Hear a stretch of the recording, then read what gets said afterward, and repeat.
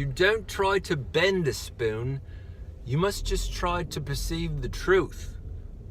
What is the truth? The truth is there is no spoon. On today's Think Share.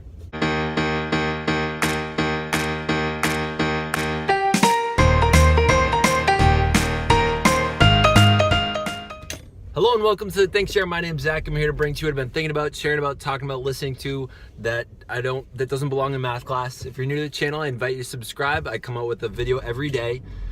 So recently I've been reading up on the Wachowskis, and because I realized that they were the producers of Sense8. So they're the directors. They were the ones that directed and created The Matrix, which was a pretty amazing movie. The quote that I just butchered right there was the moment when Neo, the main character, is going in to meet the Oracle, who is able to predict the future. And as he goes in, he finds this young boy, and the young boy is bending a spoon with what looks like his mind. And Neo's just looking at him like, whoa, this is crazy. Like, he's telekinetic, I believe the word is, or not telepathic, telekinetic, able to move things with his mind. And the boy says, no, it's not that I'm moving the spoon. The fact is that there is no spoon. It's all sort of in the eye of the beholder. So it's almost as if Neo was just seeing the spoon change because he was sort of choosing to see that. So what I thought was powerful about the quote, and really about the whole idea of The Matrix, which for all my students out there, I absolutely invite you to watch it. Yes, I do believe it is rated R. Talk with your parents about it. But what I think is really great about The Matrix is not only is it dystopian, but it gives us the idea that really what we're seeing is all about perception. And so many people, they talk about how the world is just the curtain that's been pulled over our eyes. And it's interesting. It's just been really interesting thinking about perception the past couple of days. And I'm going to take like a real hard left turn here, or right turn, whatever. But I was thinking about how this related to my perception of something else that I realized recently that I don't have as much control over as I thought I did. So I was thinking the other day about bipartisanship. For those that don't know that word, bipartisanship is sort of the idea that our nation is very much divided. For pretty much any political issue you can find, most people side with a sort of a class of beliefs.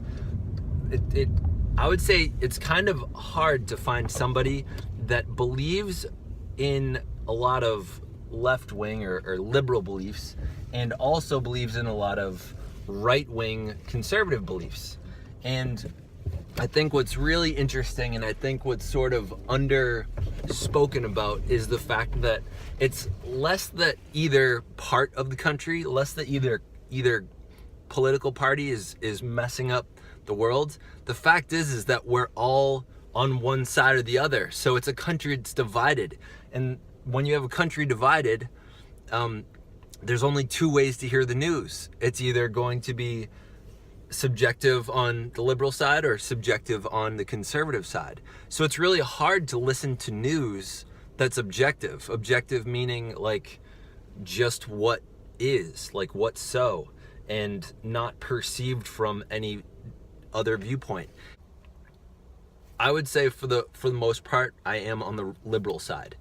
And I've been trying to figure out what is it that I can agree with conservative people on that will not make me part of the problem of being bipartisan. What are some conservative issues that I could agree on that would not make me one way or the other, but would actually make me a hybrid?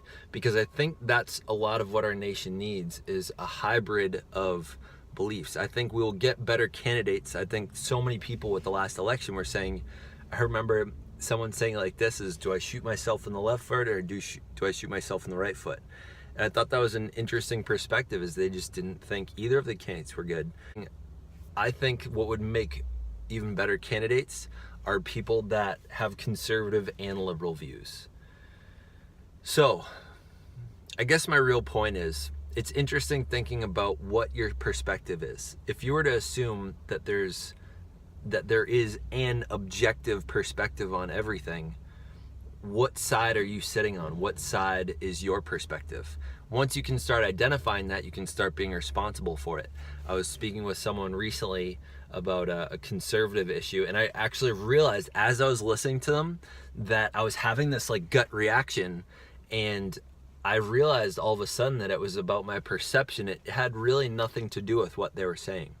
So I invite you, for all of you listening out there, think about what it is what are your views on certain issues? How can you make yourself be, I'm not sure that a monopartisan, like be someone that can have diverse opinions and really be an individual, like maybe agree with conservative thoughts on capitalism, but agree with liberal thoughts on gay marriage, and agree with conservative thoughts on some taxation, and agree with liberal thoughts on something else. How I think that if more people are able to diversify the way that they're thinking, so that the news that they hear does not persuade them into one direction for all views, I think we'll have a stronger country. I hope this is valuable. I wonder how this will be received. Really, leave in the comments what do you think about what I said. I'm not a politician. I don't know a ton about the news or politics. This is my own point of view, and I'm very clear. I know that this is my point of view. It's not the truth. It's not right. It's not wrong. It's my own opinion, and everyone has them. So I'd love to hear your comments on them. Thank you for watching. If you want more, subscribe. Again, I come up with these every day. Not necessarily political every day, but stay weird.